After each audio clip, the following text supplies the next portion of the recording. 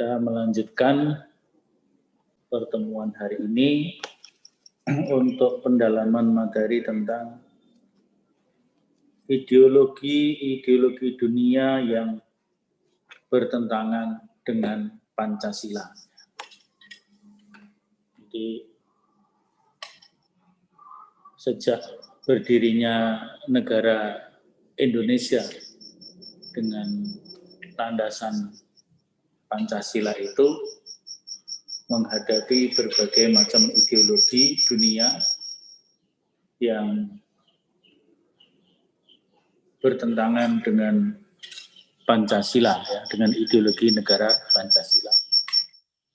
Ada kalanya ideologi itu berasal dari ideologi keagamaan, tapi juga ada ideologi lain seperti komunisme yang kemudian di Indonesia menjadi PKI, Partai Komunis Indonesia, yang kita sudah tahu dari sejarah bagaimana kiprah PKI, bahkan sejak sebelum Indonesia merdeka tahun 27 pernah PKI melakukan pemberontakan kepada negara sebelum berdirinya negara Indonesia tentu adalah negara kolonial Belanda, ya, atau pemerintah dulu namanya pemerintah Hindia Belanda. Dan pemberontakan itu tentu juga berkaitan dengan eksistensi kekuasaan negara yang dikendalikan oleh pemerintah Belanda, tapi juga berkaitan dengan umat Islam. Kalau Anda pernah membaca sejarah, lahirnya PKI, awalnya PKI berasal dari pecahan dari Syarikat Islam. Jadi pada tahun 1911, Kiai Samanhudi merubah yang semula Syarikat Dagang Islam. Kalau Syarikat Dagang Islam itu sudah berdiri pada tahun 1905, 5 Oktober tahun 1905. Jadi sebenarnya kalau negara ini mau jujur, kalau negara ini jujur terhadap sejarahnya sendiri, harusnya kebangkitan nasional itu bukan 20 Mei 1908 dengan berdirinya Budi Utomo, tapi mestinya 5 Oktober 1905.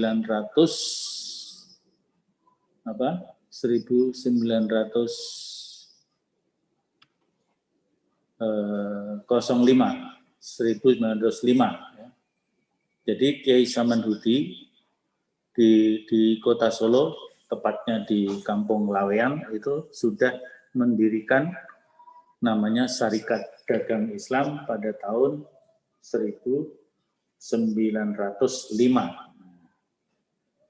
Jadi sebenarnya yang pertama bangkit secara nasional dan itu menjadi kebangkitan nasional harusnya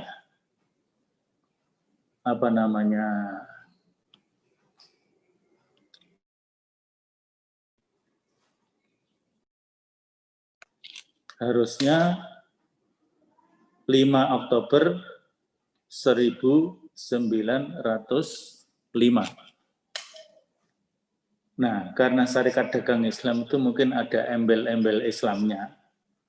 Walaupun sebenarnya ada embel-embel Islam, sebenarnya Kiai Samanhudi itu membangun sikap patriotisme nasional Indonesia. Dan gerakannya adalah non kooperatif dengan Belanda. Jadi justru melawan imperialisme penjajah Belanda, ya. Bahkan kalau Budi Utomo itu dalam hal tertentu agak kooperatif dengan Belanda. Contohnya Budi Utomo itu juga mengajukan perizinan berdirinya organisasi Budi Utomo kepada pemerintah Belanda. Berarti kan ada unsur-unsur kooperatifnya dengan pemerintah Hindia Belanda. Cuma ya kita tidak tahu ya kenapa pemerintah menetapkan yang menjadi hari kebangkitan nasional itu tanggal 20 Mei, yaitu berdirinya Budi Utomo. Mungkin karena Budi Utomo tidak ada embel-embelnya Islam ya, sehingga itu dianggap nasionalis. Sementara Syarikat Dagang Islam itu ada embel-embel Islamnya. Harusnya tidak seperti itu ya, kan itu namanya kebangkitan nasional itu ya bisa ada embel-embel Islam atau tidak.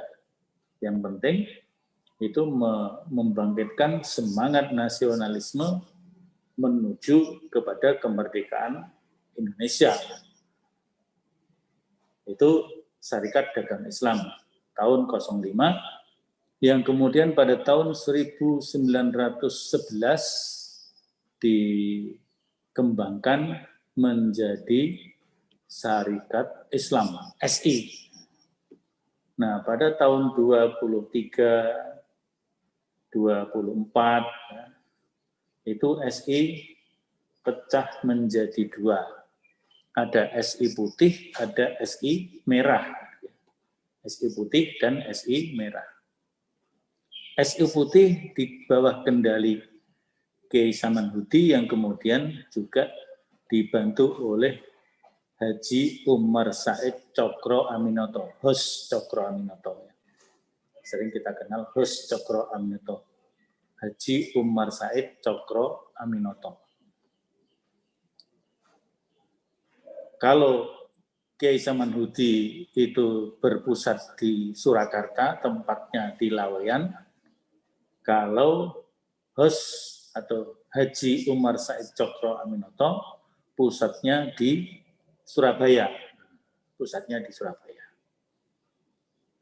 Nah, ketika Haji Umar Said itu kemudian diserai oleh Kiai Samanhudi untuk memimpin SI, jadi setelah jadi SI, kepemimpinan dari Kiai Samanhudi diserahkan kepada Haji Umar Said Cokro Aminoto. Dari situlah kemudian Bung Karno sering belajar kepada Hos Cokro Aminoto ini. Jadi Bung Karno pertama belajar kepada Hos Cokro Aminoto. Nanti selanjutnya setelah Kiai Dahlan mendirikan Muhammadiyah dan Kiai Dahlan sering berkunjung ke Surabaya, bahkan sampai ke Banyuwangi, kemudian Bung Karno berguru kepada Kiai Haji Ahmad Dahlan. Ini sekedar tambahan catatan historis. Kembali ke SI tadi, SI pecah menjadi dua, ada SI merah, SI putih. Nah, SI merah ini kemudian menjelma menjadi PKI. Di SI merah itu dulu ada namanya Semaon, Alimin, Darsono, dan sebagainya. Dan Semaon ini juga sempat sering berkawan, berdialog dengan Kiai Dahlan. Ketika Kiai Dahlan awal-awal mendirikan Muhammadiyah. Tapi karena Semaun itu tetap pada ideologi komunisnya, maka Semaun tidak bisa masuk menjadi anggota Muhammadiyah. Nah, Semaun ini dalam tanda petik kemudian banyak mempengaruhi orang-orang Muhammadiyah ya, untuk menjadi komunis. Sehingga salah satunya ada tokoh Muhammadiyah di Surakarta yang kemudian keluar dari Muhammadiyah menjadi PKI, yaitu Kiai Misbah dan Kiai Mukhtar Bukhari. Namanya Kiai Mukhtar Bukhari ini orang Muhammadiyah yang kemudian menjadi PKI. Nah, disitulah. Nah, setelah Indonesia merdeka dan Indonesia merdeka kemudian menetapkan Pancasila sebagai dasar negara atau sebagai ideologi negara. Kalau dasar negara itu sebenarnya ketuhanan yang Maha Esa. Menurut Undang-Undang Dasar 45 pasal 29 ayat 1 bunyinya, negara berdasar kepada ketuhanan yang Maha Esa. Berarti dasar negara Indonesia itu adalah ketuhanan yang Maha Esa. Dengan begitu juga negara Indonesia, negara Pancasila ini adalah negara berketuhanan. Sementara komunisme mengajarkan ateisme. Jadi komunisme di satu sisi mengajarkan, kalau dari segi ekonomi sosial, dia mengajarkan ekonomi sosialisme. Ekonomi sosialisme itu, jadi kalau negara-negara komunis seperti Rusia, seperti Cina, itu semua hak milik itu milik negara. Jadi semua kekayaan itu menjadi hak milik negara. Rakyat tidak punya hak milik. Jadi rakyat itu hanya hak pakai saja. Rakyat hanya hak pakai. Jadi rakyat tidak punya hak milik. Jadi rakyat tidak punya hak milik, tapi punyanya hak pakai. Dalam batas-batas tertentu, kebutuhan rakyat dijamin oleh negara. Nah,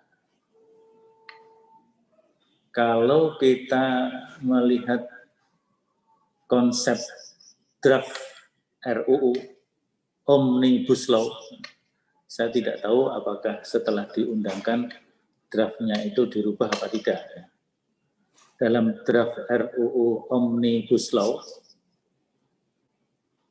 itu tanah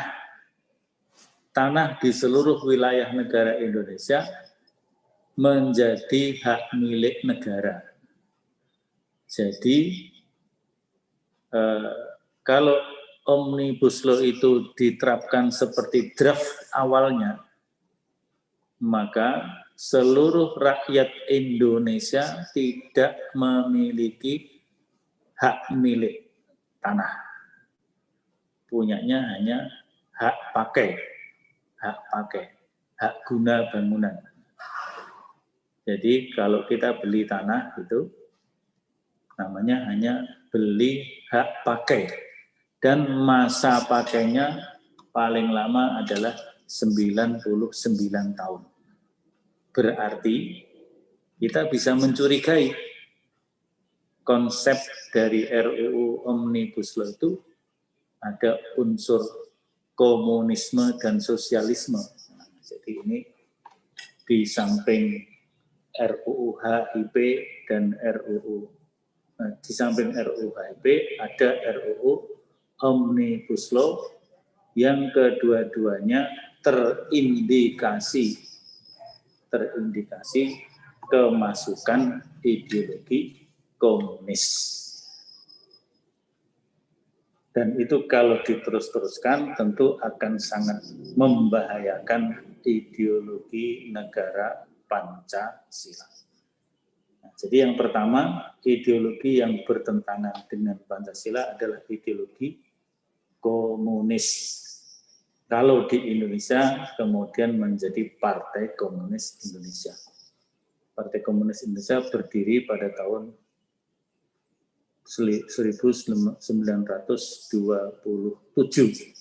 Benih-benihnya sebelum itu sudah ada. Benihnya ketika ada SI putih dan SI merah itu sudah mulai tahun 20-an sudah mulai gitu ya. Tapi resmi berdiri kalau tidak salah 1927. Mungkin hampir bersamaan dengan berdirinya Partai Nasionalis Indonesia. Partai Nasional Indonesia PNI yang didirikan oleh Bung Karno.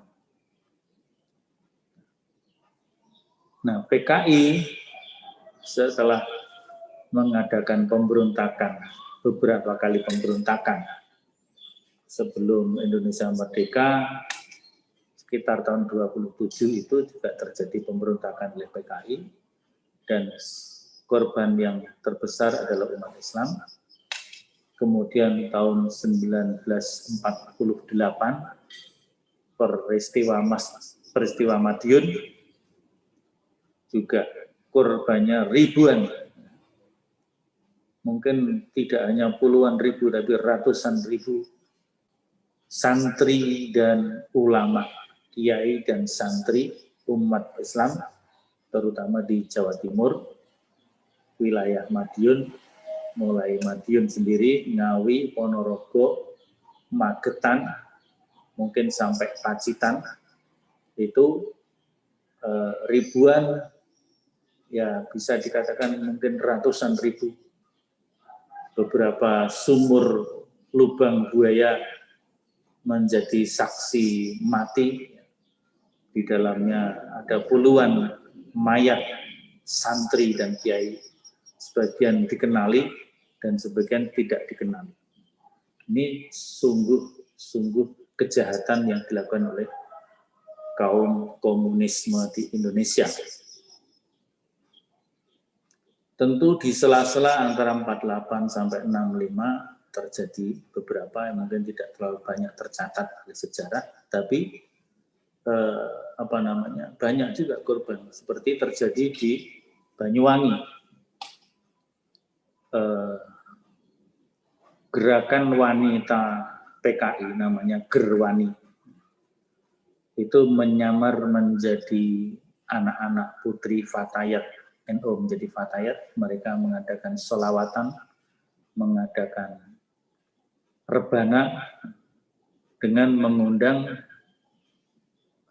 pemuda-pemuda Ansor, termasuk di dalamnya Banser. Pemuda-pemuda Ansor diundang untuk mengadakan selawatan dan tahlilan dan sebagainya, selawat dan tahlil dan sebagainya. Nah, ketika biasa kan kalau selawatan, tahlilan di tradisi Nahdlatul Ulama kan mesti ada kenduri, ada makanannya. Nah, makanannya itu dicampur dengan racun, sehingga puluhan pemuda Ansor dan mungkin juga beberapa kiai di Banyuwangi mati karena diracun oleh Gerwani yang menyamar menjadi Fatayat. Fatayat itu pemudi-pemudi dari Nahdlatul Ulama. Itu salah satu kejadian-kejadian di antara tahun 48 sampai 65. Tahun 65 itu pemberontakan yang mungkin relatif besar ya. Setelah Madiun, ya bisa jadi yang terbesar adalah 1965 bulan September yang dikenal dengan Gerakan 30 September yang kemudian terungkap di tanggal 1 Oktober. Ada 7 perwira tinggi TNI Angkatan Darat terutama menjadi korban kekejaman komunis, Partai Komunis Indonesia. Jenderal Ahmad Yani diantaranya, Jenderal MT Haryono, dan sebagainya, dan sebagainya. Jadi ada 7 perwira tinggi disiksa, dibunuh dengan disayat-sayat mayatnya itu sebelum dibunuh, disayat-sayat dulu, jadi tanpa peri kemanusiaan tadi, kemudian dimasukkan ke sumur lubang buaya yang ada di komplek mana itu, Halim Perdana Kusuma, di komplek di sana. Itu pemberontakan PKI yang terbesar, yang terakhir. Tapi tahun 66 masih ada juga, tahun 66 juga masih ada, terjadi di Kediri dan Blitar. Terutama di Kediri, daerah namanya Kanigoro Kediri itu menjadi tempat bersejarah ketika pelajar Islam Indonesia PII mengadakan training, basic training, Batra, mengadakan basic training di sebuah tempat ibadah atau di masjid atau musola di daerah Kanigoro Kediri, diserbu oleh komplotan komunis itu. Beberapa pelajar Islam Indonesia PI dibunuh, kemudian kitab-kitab dan buku-buku yang ada di masjid itu dibakar, diinjak-injak dan dibakar. Jadi memang mereka sudah, jadi komunisme itu mungkin kalau kata komunismenya itu tidak ada kaitan dengan ateisme, tetapi dalam kiprah dan perjuangannya komunisme dimanapun berada sekaligus membawa paham ateis.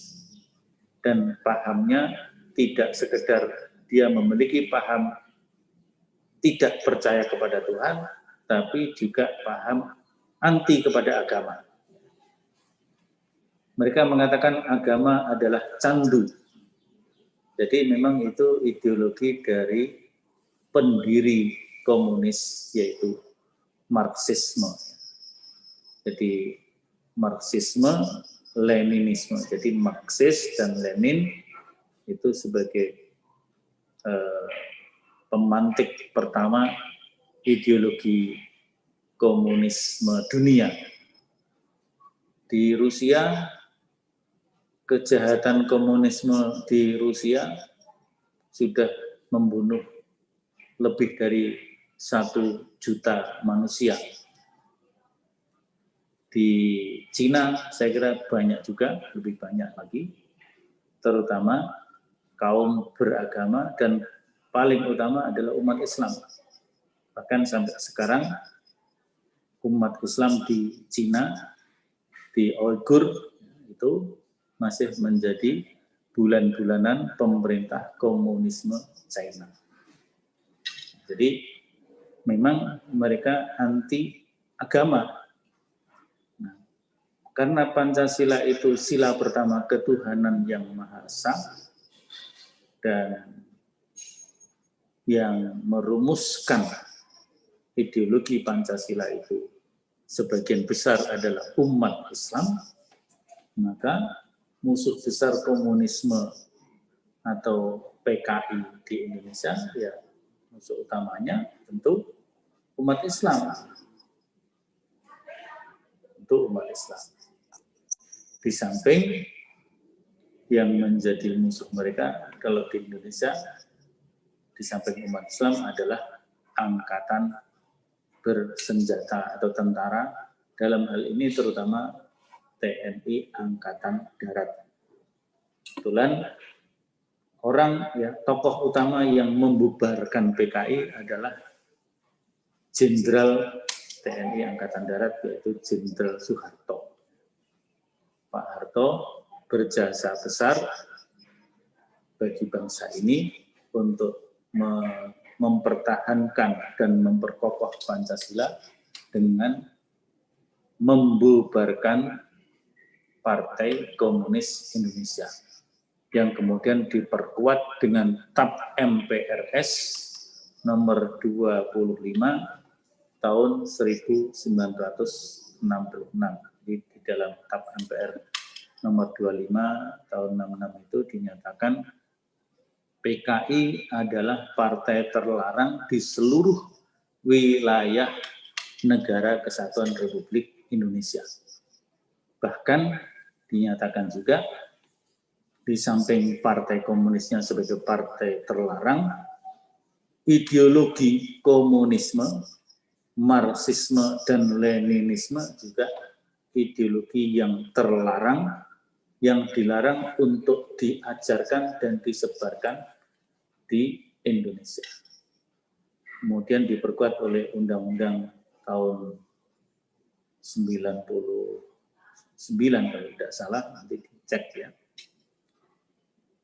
Ya, menjadi tugas Anda juga ya. Undang-undang yang menetapkan PKI dan komunisme sebagai partai terlarang itu Undang-Undang TAP MPR dan Undang-Undang tahun berapa saja nanti dicari. Mungkin ada TAP MPR yang lain juga, tolong nanti dicari. Nanti ada tugasnya. Tugas untuk menggambarkan ideologi yang bertentangan dengan Pancasila dan bahaya-bahayanya baik di tingkat nasional di Indonesia maupun di tingkat dunia. Kejahatan-kejahatan kaum komunis di Indonesia dan di dunia. Itu menjadi tugas Anda nanti untuk mencari data-datanya, termasuk kemudian juga perundang-undangan TAP MPR, Undang-Undang Negara yang menyatakan larangan terhadap Partai Komunis Indonesia, ideologi komunisme, ideologi Marxisme, dan Leninisme. Nanti kalau dicari. Ya, nanti saya berikan poin-poin tugasnya nanti di psikologi dan di grup WA. Karena ini penting ya. Ideologi yang kedua adalah ideologi yang bertentangan dengan Pancasila yang berbasis agama. Yang berbasis agama. Kalau yang berbasis agama itu tentu orang-orang yang berpahaman tentang agama secara ekstrim dan radikal. Kalau dalam bahasa Al-Qur'annya wulu atau gulat. Orang yang berpikir wulu, Al-Quran sudah mengatakan la taghlu fi dinikum. Janganlah kalian berbuat hulu dalam kalian beragama, dalam menjalankan agama. Hulu ini ya ekstrim, keras, termasuk adalah takfiri, mudah mengkafirkan orang lain. Mudah mengkafirkan orang lain. Ini termasuk bagian dari ideologi yang bertentangan dengan Pancasila, yang berbasis agama. Tentu tidak hanya Islam saja. Jadi radikalisme itu tidak hanya dari Islam saja. Agama-agama yang lain yang dipahami secara radikal dalam arti ekstrim, hulu, menganggap orang lain salah dan orang yang salah itu boleh atau dihalalkan darahnya, itu di samping bertentangan dengan ajaran Islam kita, juga bertentangan dengan ideologi negara Pancasila. Di samping itu ada ideologi yang disebut dengan ideologi khilafah. Kalau khilafah itu menjadi ideologi yang kemudian dijadikan gerakan, apalagi gerakannya itu mengarah kepada mengganti ideologi negara Pancasila dengan ideologi khilafah menurut pemahaman mereka sendiri yang di Indonesia, kemudian yang menjadi gerakan yang dibekukan, tidak boleh digerakkan lagi, tapi tidak disebut sebagai organisasi terlarang, tapi hanya dilarang untuk atau dibekukan, gerakan itu dibekukan, yaitu Hizbut Tahrir Indonesia HTI. Itu dibekukan oleh pemerintah era Presiden Jokowi ini, dibekukan oleh pemerintah era Jokowi. Meskipun beberapa pihak memandang pembekuan yang dilakukan oleh pemerintah Jokowi ini tidak memiliki pijakan yang kuat, karena HTI belum pernah melakukan kejahatan terhadap negara.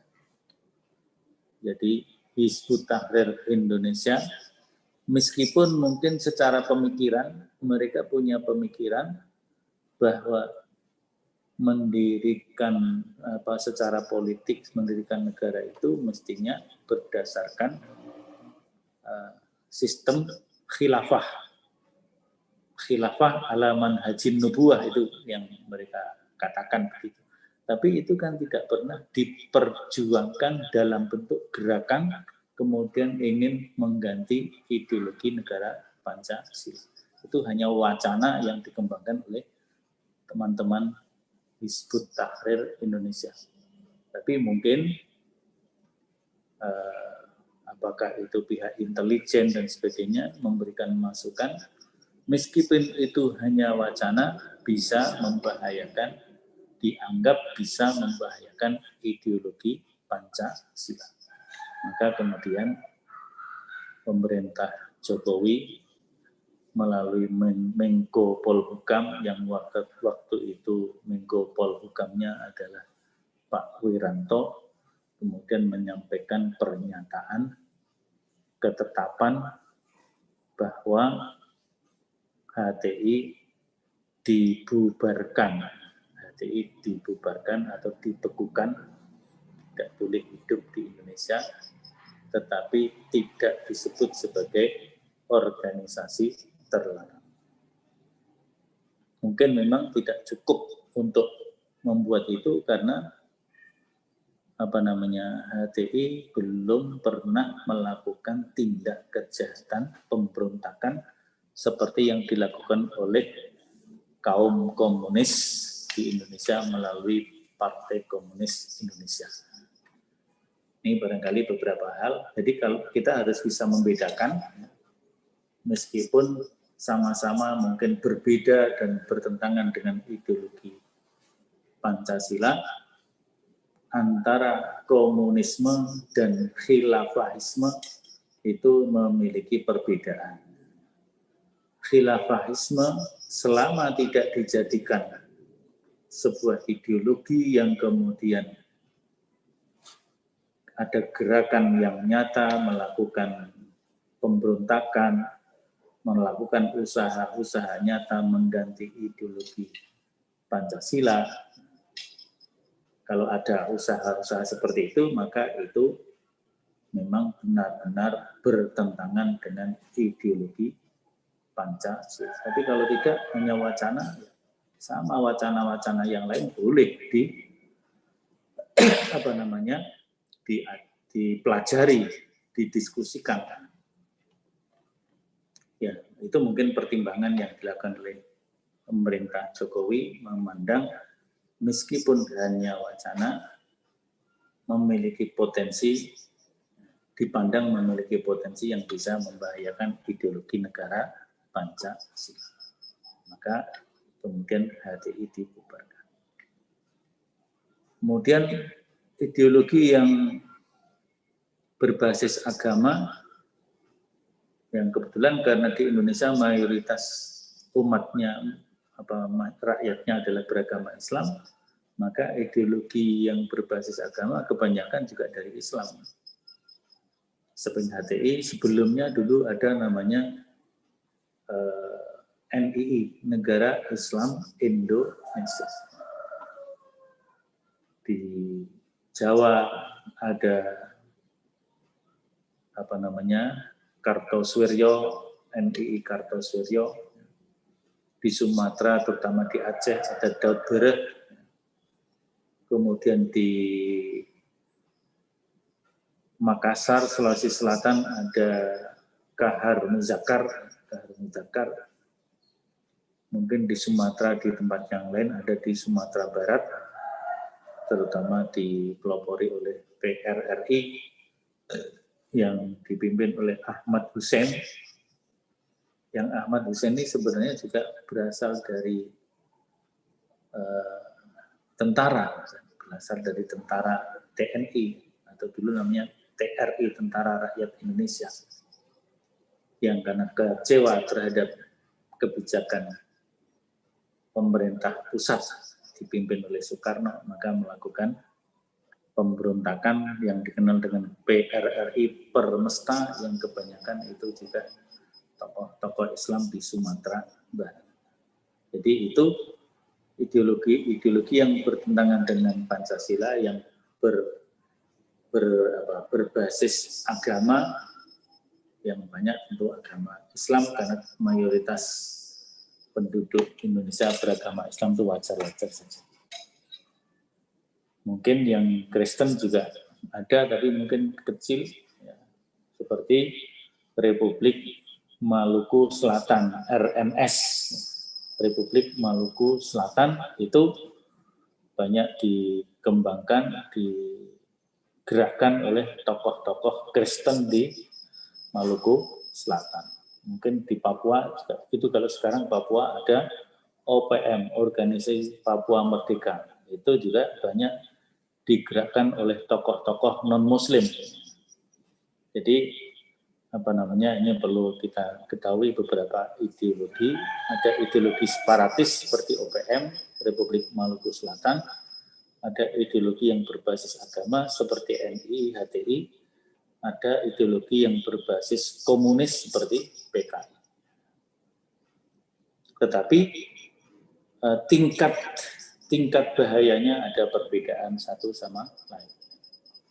Ini barangkali pokok-pokok pikiran, ya, dari ideologi yang bertentangan dengan ideologi negara Pancasila yang dapat saya sampaikan sebagai pokok-pokok pikiran. Nanti saya akan memberikan tugas pada kalian untuk mencatat data-data kejahatan, terutama komunisme, yang memang nyata kejahatannya adalah komunisme, baik di tingkat nasional di negara kita yang digerakkan oleh Partai Komunis Indonesia atau PKI sejak pra kemerdekaan sampai masa Indonesia merdeka. Kemudian juga kejahatan komunis di negara-negara lain di luar Indonesia, di dunia. Ada di Uni Soviet atau Rusia.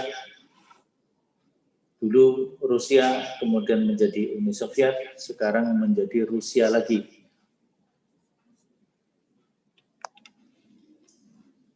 Kemudian di Cina,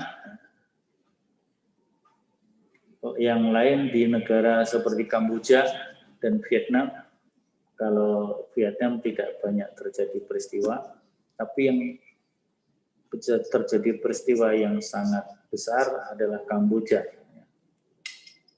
Kalau kita mengunjungi pusat Islam di Kamboja, pusat masyarakat Islam di Kamboja, kebetulan FAI pernah melakukan kunjungan ke pusat Islam di Kamboja, itu masih ada bekas kejahatan kaum komunis yang menguasai Kamboja, yaitu rezim Pol Pot. Pejabatnya namanya Pol Pot, pemimpin negara Kamboja waktu itu, melakukan pembasmian etnis. Jadi berapa puluh umat Islam dibunuh, masjidnya dibakar. Jadi masjid yang terbakar itu oleh teman-teman di Kamboja sana diabadikan sebagai kenang-kenangan sejarah. Dan di sebelahnya baru didirikan masjid yang baru. Dan alhamdulillah sekarang komunitas umat Islam di negeri Cham itu sudah mulai berkembang lagi, bahkan sudah merintis sebuah pesantren.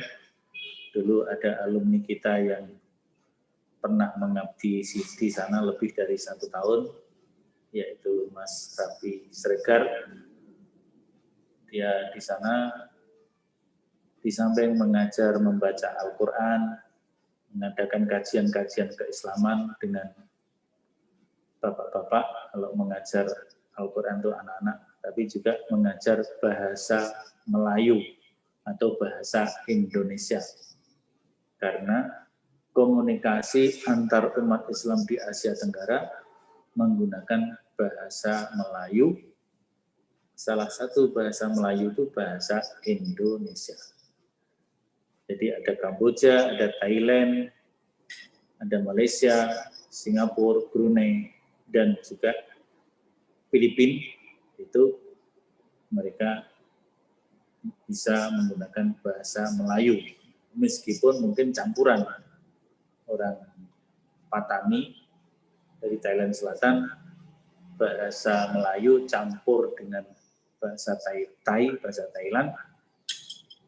Kalau Kamboja, Melayu campur Cham, begitu juga Filipina. Saya kira itu yang dapat saya sampaikan. Nanti apa yang saya sampaikan ini terekam juga, direkam. Nanti rekamannya, linknya saya masukkan di psikologi, sehingga bisa dibuka lagi. Di samping nanti akan saya berikan beberapa tugas, ya, mungkin ada 3 poin untuk dicari data-datanya, baik secara online maupun secara cetak. Jadi bisa buka buku di perpustakaan. Kalau yang sempat berkunjung ke perpustakaan, mungkin ada pustaka pribadi di rumah, ada buku-buku punya ayah dan ibu yang bisa dibaca. Kalau rumahnya dekat dengan kampus atau sedang berada di Solo, ya bisa datang ke perpustakaan kita, Perpus Pusat. Tapi kalau tidak, boleh juga dengan mencari literatur online, ya, melalui Google, dengan mencari jurnal-jurnal ilmiah, baik berbahasa Indonesia maupun berbahasa Inggris ataupun berbahasa Arab. Waktunya diberi 1 minggu, ya. Nanti ada duditnya di psikologi.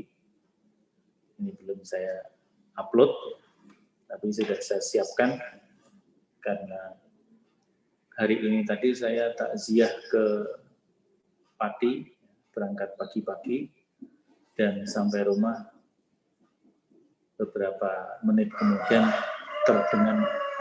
terdengar azan asar, sehingga tadi membuka Zoom-nya terlambat 5 menit, harusnya jam 15.30, baru saya buka jam 15.35, ya, karena baru datang, harus mandi dulu, istirahat sebentar, kemudian baru buka Zoom. Sekarang harus begitu, ya. Jadi kalian juga begitu, kalau habis pergi keluar rumah, mungkin ke kampus atau kemana, pulang sebaiknya segera bersih-bersih, supaya ya ini sebagai ikhtiar agar kita bisa selamat dari penyebaran COVID-19 ini. Karena sekarang Jawa Tengah ini yang terkonfirmasi positif COVID itu justru tertinggi, melebihi Jakarta dan Jawa Timur. Kemarin yang tertinggi Jakarta, kemudian disusul Jawa Timur, Jakarta mulai menurun, Jawa Timur naik. Jawa Timur sekarang sudah mulai menurun meskipun masih berat juga. Nah, sekarang Jawa Tengah menyalip, ya. Solo Raya, kemudian Jogja itu cenderung naik. Maka kita perlu hati-hati, protokol kesehatan harus selalu ditegakkan, pakai masker kalau keluar rumah, kemudian sering-sering mencuci tangan dengan sabun, atau kalau enggak dengan hand sanitizer, atau sering berwudu,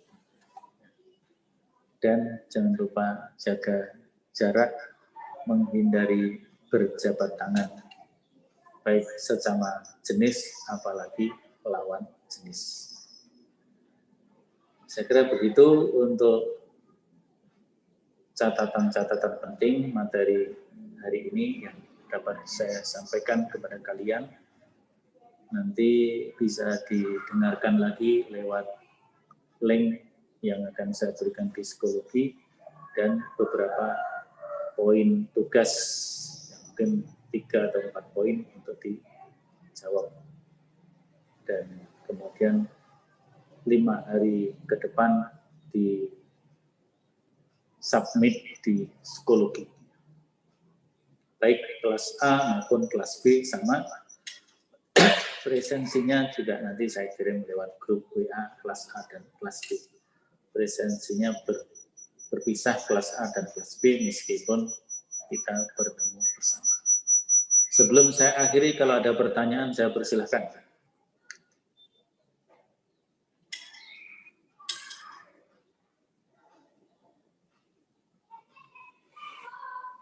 Silakan, ada pertanyaan. Kalau sebelum saya tutup.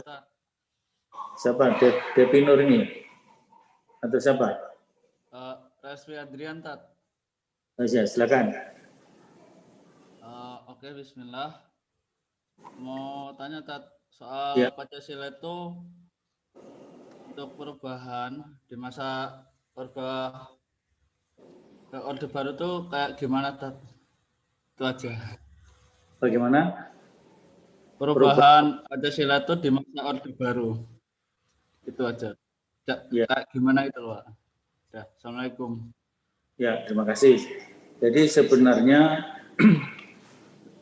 Pancasila itu setelah diberlakukan sebagai Pancasila yang sah pada tanggal 18 Agustus 1945, sehari setelah proklamasi, nilai-nilai dasar Pancasila itu tetap. Nilai-nilai dasar Pancasila itu tetap, yaitu 5 poin, 5 sila, ketuhanan yang Maha Esa, kemanusiaan yang adil dan beradab, persatuan Indonesia, kerakyatan yang dipimpin oleh hikmah kebijaksanaan dalam permusyawaratan perwakilan, dan keadilan sosial bagi seluruh rakyat Indonesia. Pada dasarnya, nilai-nilai dasarnya itu tetap. Tapi pelaksanaannya yang berubah-ubah, menyesuaikan dengan selera penguasa. Ini yang tidak baik itu di sini. Yang tidak baik itu di sini. Ketika Indonesia merdeka sampai tahun 46, 47, 49, Pancasilanya masih tetap. Tapi kemudian implementasi Pancasilanya berubah ketika undang-undangnya berubah. Karena setelah konferensi meja bundar, itu tahun berapa? 47 atau 46 ya? Sekitar 47-46, saya lupa pastinya. Nanti yang bisa dicek ya. Kan kemudian Indonesia dipecah-pecah lagi oleh Belanda. Jadi Belanda ingin menguasai kembali Indonesia. Maka negara Indonesia yang mestinya dari Sabang sampai Merauke dipecah-pecah lagi oleh Belanda, namanya menjadi Republik Indonesia Serikat. RI yang asli berpusat di Yogyakarta. Yang di Jakarta itu RIS, pusatnya RIS. Sehingga dulu ada negara RI, pusatnya di Yogyakarta, di Istana Agung Yogyakarta. Ada negara Jawa Timur, negara Kalimantan, Borneo, negara Sulawesi, dan sebagainya, dan sebagainya. Nah, kalau itu berlaku sampai sekarang, kira-kira ya, Anda yang dari luar Jawa Tengah, masuk ke Jawa Tengah, itu sudah beda negara, berarti harus sudah pakai paspor. Tapi Alhamdulillah, pada tahun 1949, atas gagasan dari Dr. Muhammad Natsir, itu beliau sampaikan tanggal berapa itu, bulan Oktober ya, itu beliau menyampaikan Negara Kesatuan Republik Indonesia, NKRI. Jadi istilah NKRI itu digagas, dipelopori oleh Muhammad Natsir, tokoh Islam yang pernah menjadi ketua Partai Masyumi, partai satu-satunya partai Islam, partai umat Islam, yaitu Masyumi, menjadi partai terbesar waktu itu. Partai terbesar adalah Masyumi, yang kedua PNI, yang ketiga Nahdlatul Ulama, dan yang keempat PKI. Jadi PKI waktu itu masih boleh hidup. Mungkin waktu itu belum melakukan kejahatan juga, belum melakukan kejahatan selama Indonesia merdeka. Pernah melakukan pemberontakan ketika Indonesia belum merdeka. Baru melakukan pemberontakan dan kejahatan besar pada tahun 48 di Madiun. Nah, jadi begitu. Jadi sebenarnya Pancasilanya tetap, tapi pelaksanaannya, implementasinya yang berubah-ubah. Pada waktu Orde Lama, di bawah kepemimpinan Soekarno, Pancasila pernah diperas-peras ya, menjadi 3 sila, trisila, dan menjadi ekasila. Yang itu tentu sangat menggembirakan, membahagiakan kaum komunis. Karena kalau Pancasila diperas menjadi trisila sampai ekasila, kata ketuhanannya hilang. Kata ketuhanannya hilang, maka mereka senang Pancasila tanpa ketuhanan. Jadi itu disukai oleh kaum komunis. Itu terjadi pada era Orde Lama. Tapi kemudian Bung Karno mungkin menyadari, maka, dan kebetulan juga Dewan Konstituasi tidak berhasil melahirkan undang-undang negara yang baru, maka beliau mendekretkan, membuat dekret presiden kembali ke Undang-Undang Dasar 1945. Nah, ketika itu Pancasila menjadi kokoh kembali. Tetapi dalam pelaksanaannya, Bung Karno juga tetap berkawan, bermesra-mesra dengan PKI, dengan partai PKI. Jadi akhirnya pengemalan Pancasila terjadi penyimpangan-penyimpangan karena pengaruh dari komunis. Bahkan sampai-sampai Bung Karno diangkat oleh MPRS waktu itu menjadi presiden seumur hidup. Jadi ditetapkan sebagai presiden seumur hidup. Itu kan bertentangan dengan Undang-Undang Dasar 45 yang dia dekretkan sendiri. Itu Orde Lama. Orde Lama juga terjadi penyimpangan terhadap Pancasila. Orde Baru berdiri ingin pertama adalah produknya membubarkan PKI. Tentu membubarkan PKI ini berarti angin segar untuk ideologi Pancasila. Maka di awal-awal Orde Baru, ya Pancasila ditegakkan dengan baik, kemudian harga-harga murah turun ya zaman awal Presiden Soeharto, itu harga-harga murah. Jadi saya masih ingat ketika saya MI atau SD kelas 1 itu, kalau beli pensil itu harganya 7,5 rupiah. 7,5 rupiah harga pensil. Kalau buku tulis itu harganya 3 rupiah. Anda bisa bayangkan 3 rupiah itu berapa.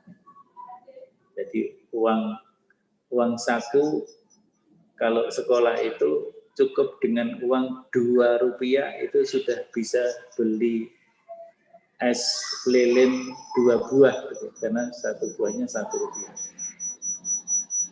Jadi harga begitu murah pada waktu itu. Bahkan di awal-awal pemerintahan Pak Harto itu 1 rupiah dengan 1 dolar nilainya lebih tinggi 1 rupiah. Kemudian pernah 1 rupiah ya 1 dolar, terus turun rupiah terus turun sampai pada tahun 93 mulailah 1 dolar 3.000. Dulu 1 dolar mungkin hanya 10 rupiah, 100 rupiah. Akhirnya 1 dolar 3.000 itu sudah tertekan kita. Nah, itu mulai. Jadi pada saat tahun 80-an mulailah Pak Harto mungkin tuntutan macam-macam. Ya. Beliau ya tidak beda dengan Bung Karno yang dalam tanda petik otoriter begitu ya, absolutisme karena terlalu lama berkuasa. Akhirnya Pancasila menjadi alat kekuasaan. Jadi Orde Lama juga melakukan memperalat Pancasila sebagai alat kekuasaan. Orde Baru juga sama. Jadi jangan hanya menyalahkan Orde Baru dan jangan hanya menyalahkan Pak Harto. Semuanya punya kesalahan. Bung Karno punya jasa besar memerdekakan Republik Indonesia. Pak Harto juga punya jasa besar melindungi negara dari ancaman kejahatan PKI dan komunisme. Tetapi juga punya kesalahan memperalat Pancasila sebagai alat kekuasaan. Pak Harto juga begitu. Sekarang di era reformasi juga hampir sama nampaknya gitu ya. Jadi Pancasila dijadikan alat kekuasaan. Ngomongnya saya Pancasila, saya Indonesia, saya apalagi. Tapi pengamalannya bertentangan dengan Pancasila. Sekarang ini banyak hal. Ya. Pemilihan langsung itu bertentangan dengan sila keempat. Sila keempat itu kerakyatan yang dipimpin oleh hikmah. Hikmah itu apa artinya? Kan sangat tinggi hikmah itu. Sekarang kerakyatan dipimpin tidak oleh hikmah, tapi dipimpin oleh kemampuan finansial. Orang bisa menjadi anggota DPR kalau punya uang untuk daftar ke partai dan punya uang untuk membuat promosi-promosi, iklan-iklan, dan promosi tidak sekedar itu, mencari dukungan dengan uang, money politik, dan sebagainya. Sekarang kan juga terjadi seperti itu. Jadi, ya artinya Pancasila itu baik, tetapi pengamalannya kadang-kadang terjadi penyimpangan-penyimpangan, ya mungkin apa namanya itu wajar ya, sifat manusiawi. Jadi manusia kadang-kadang salah. Manusia berbuat salah. Mahalul khotok wa nisyan, kira-kira begitu ya. Tapi Anda sebagai pelajar, ya marilah kita berusaha untuk baik.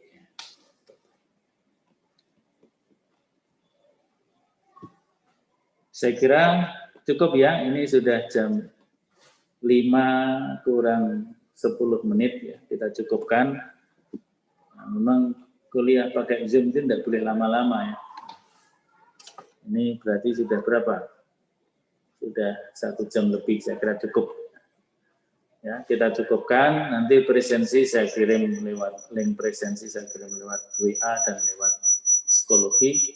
Kalau poin-poin pertanyaannya, tugasnya nanti lewat psikologi. Waktunya diberi waktu 4-5 hari untuk membuat tugasnya